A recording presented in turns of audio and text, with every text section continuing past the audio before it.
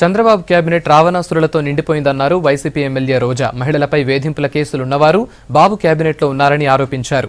వేల కోట్లు ఎగొట్టిన ఓ నేతకు కేంద్రంలో 100 కోట్లు ఎగొట్టిన మరో నేతకు రాష్ట్ర కేబినెట్లో మంత్రి పదవులు ఇచ్చారన్నారు. చంద్రబాబు తన కేసులపై స్టేలు ఎత్తివేయించి నిజాయితీని నిరూపించుకోవాలన్నారు రోజా. చంద్రబాబు నాయుడు గారు ఆల్మోస్ట్ 25 కేసులు స్టే తెచ్చుకొని ఇంతవరకు దేనికి కూడా విచారణ సిద్ధం కాకుండా ప్రతిసారి జగన్మోహన్ రెడ్డి గారి మీద బురద చల్లడానికి ప్రయత్నం చేస్తున్నారు. ఈ రోజు కూడా నేను ఆయన్ని సవాల్ చేస్తున్నాను.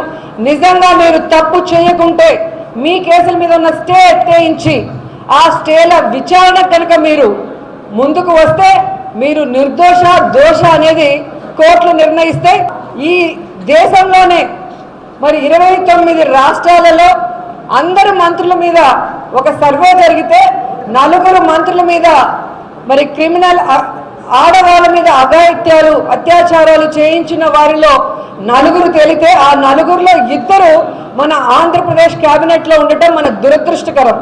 ఒకరేమో దేవినేని ఉమా, ఒకరేమో అచ్చెన్నాయుడు. వారి క్వాలిఫికేషన్ ఇదే. బ్యాంకులకి వేల కోట్లు ఎగ్గొట్టిన వాళ్ళకేమో కేంద్ర మంత్రి పదవులు ఇస్తాడు. 200 కోట్లు ఎగ్గొట్టిన అంటే 100లో ఎగ్గొట్టిన వాళ్ళకేమో రాష్ట్ర కేబినెట్ లో గంటా గారికి ఇచ్చి వారికి ఎలా అండగా ఉన్నారో మనం అందరం కూడా చూడాలి.